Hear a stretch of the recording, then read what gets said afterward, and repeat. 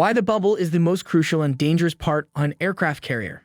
Have you ever thought about what it would be like to fly a plane from the deck of an aircraft carrier? Have you ever heard of the bubble?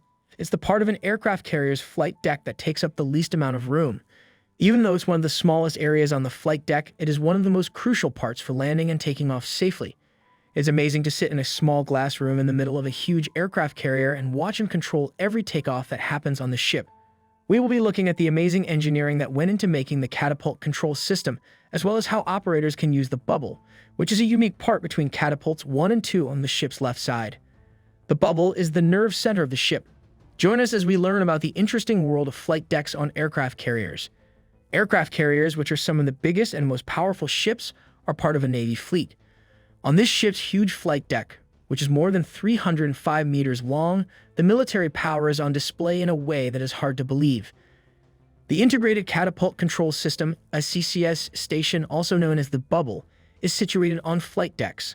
The bubble is between catapults 1 and 2 on the starboard side of the ship, and it is to the left of catapult number 4 on the port side. It's used for intercommunication during takeoffs and landings. Without proper communication, it would be near to impossible to control everything safely. For more than 50 years, the Navy has used steam to launch aircraft from carriers. In addition to catapults, the launcher commodity also includes catapult control stations and jet blast deflectors. Jet blast deflectors, JBD, are hydraulically operated panels used to deflect hot aircraft exhaust during takeoff on flight decks. To shield the flight deck and waiting aircraft from the hot exhaust, the panels are lifted before takeoff. It has a lot of different parts, including several control screens with input system readouts, array switches, and consoles for the position of the capacitor selector valves. Using the bubble, an operator can get specific details about any part of the launch of an aircraft. This includes things like the direction and speed of the wind, the rate of acceleration of the catapult, and the weight of the plane. All of these are important factors that need to be known to make sure the plane launches safely. It also lets external stations take their place if that ever becomes necessary, because these faraway stations can control older catapults without needing direct access to the bubble. Things on an aircraft carrier can be done more quickly. In addition to its controls, the bubble has communication systems that let it talk to other parts of the ship, like flight control buildings or people on the ground who are in charge of different parts of the launching process. Due to its small size, workers inside the bubble have to work close to each other to do their jobs. If you are claustrophobic, this isn't the right job for you.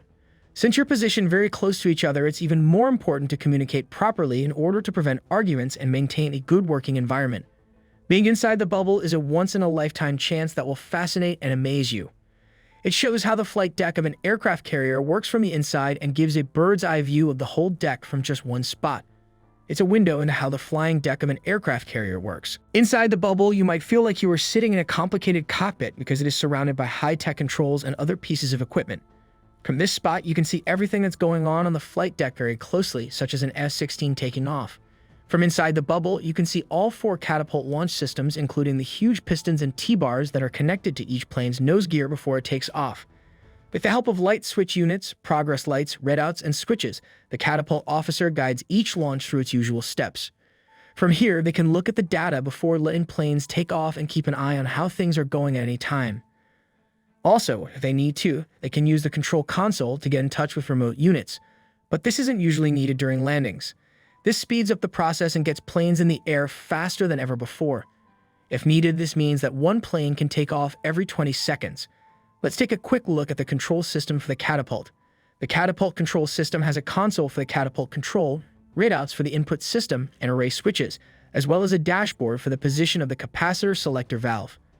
If these parts are used, the person in charge of the catapult won't have any trouble leading it through its normal launch cycle. It gives an outline of all the parts that are needed for this particular carrier's catapults to launch planes. While the array switches let you handle each part of launching an airplane from one of the different catapult positions, the input system readouts tell you how much power the engine is putting out.